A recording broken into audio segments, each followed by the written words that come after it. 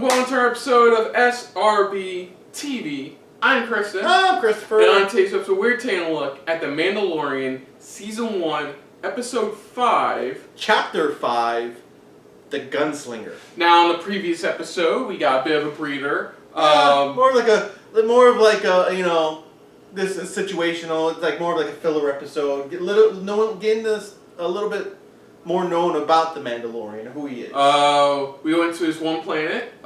He met a shock trooper played by Gina Carano. Yeah. They got along. A former shock trooper. Former shock trooper. Yeah. Former shock trooper played by Gina Carano.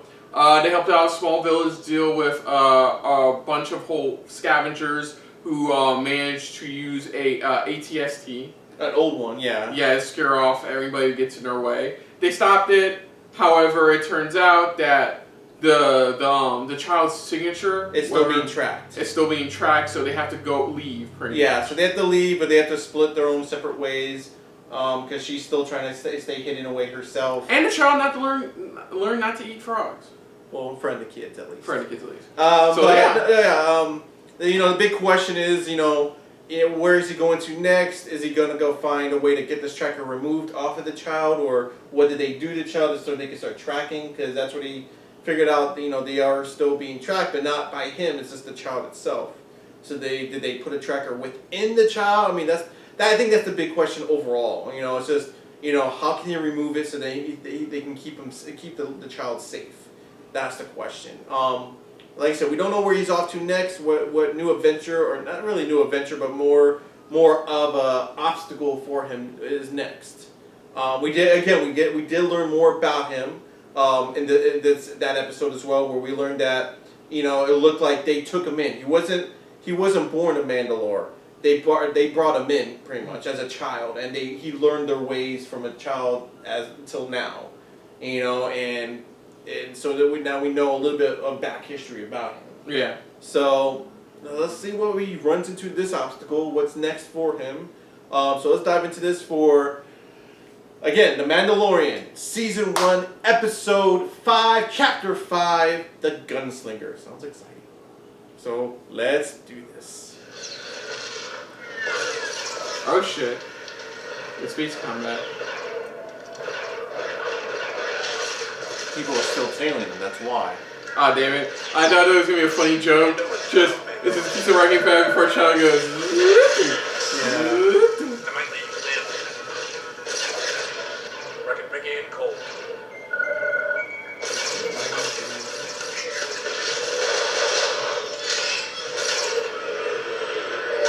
Oh! That's the only way to get him in front of him. That's my line. That's my line. I think it has that classic explosion that you get with from like ship's damage now, though. Yeah, nice, it's floating. Yeah, it's the place Luke winds up with Obi-Wan in Episode 4. Yeah, in the beginning, pretty much. Yeah, that's right. When they're trying to find a way off the planet. Yeah, they were kind of on his home planet. Yeah, he's on Tatooine. He's on Tatooine. He's on fucking. I was joking about going to Tatooine like 2 episodes ago. Yeah, he's on Mos Eisley. How did you even land? That's gonna set you back. I've got 500 Imperial credits. That's all you got? Well, what do you guys think? More. Look at the moment. More. I'll get you your money.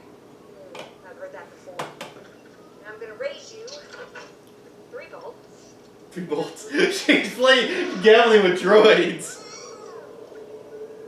Oh shit. Wait, grab the blaster. Remember, he left the kid on board. Yeah.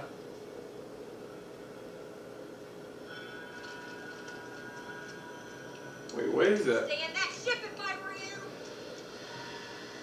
Aw, look at him. Wait.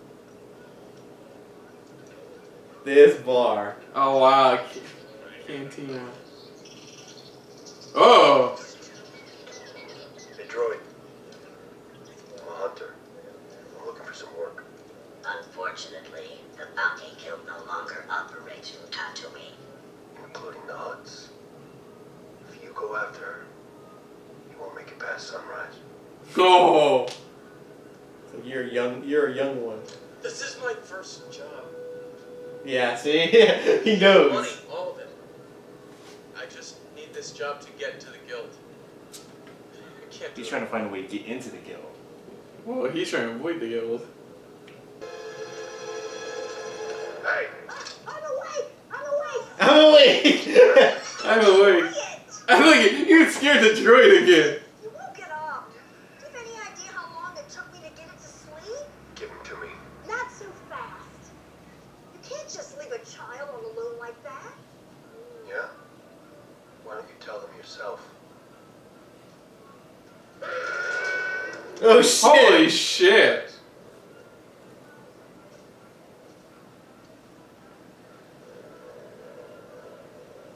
Ah, What are you doing? Negotiating. negotiating. Can I at least have that blaster? It's another tracker. She's Get close. down!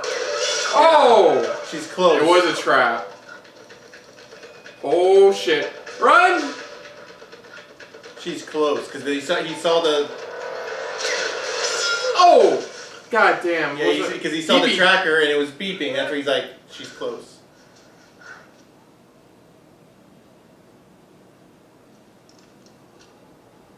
You done?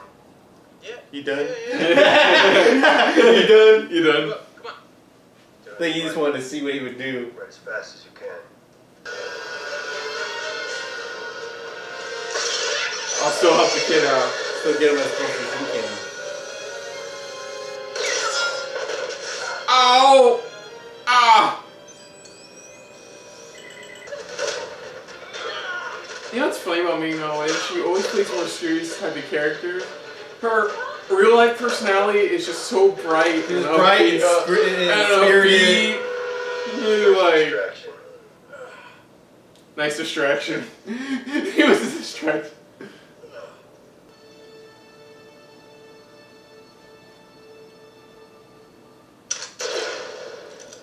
Whoa. More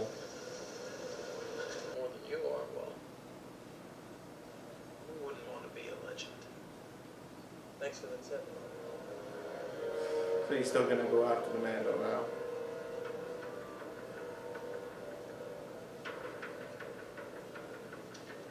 Well, shit.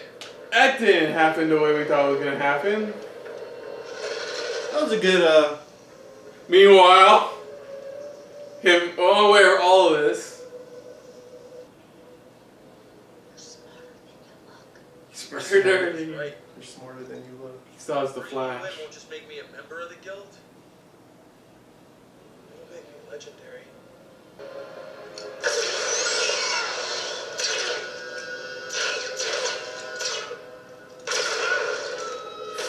The kid. The kid's- I know. Stay back. We gotta get it. I don't know. I have a weird feeling that the assassin's not like entirely dead. You I don't know, it feels like- the kid's still not the actual assassin. It feels like a guess that Terrence kind of wasted. I was joking.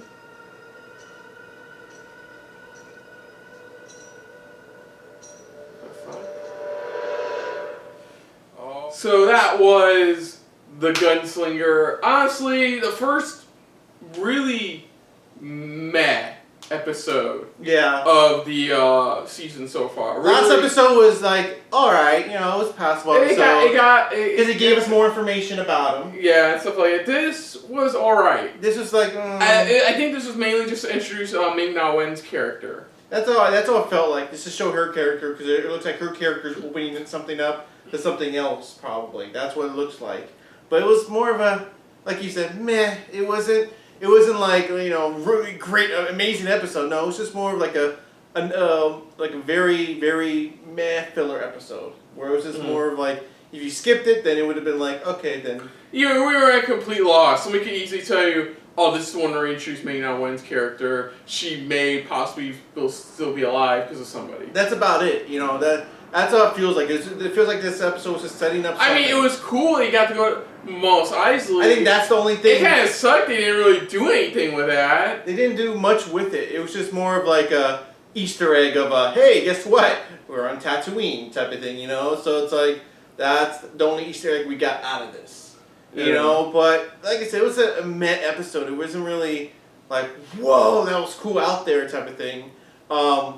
It was cool to see the cantina again. You know, it's like this was like more like a throwback episode. That's what it was for for Star Wars fans overall. Yeah, honestly, there's nothing much to say about this one. There really isn't. I mean, like it was cool to see the locals pretty much and how they communicated. Because we never really got to see how the Tusken Raiders, how they communicate. How they communicate.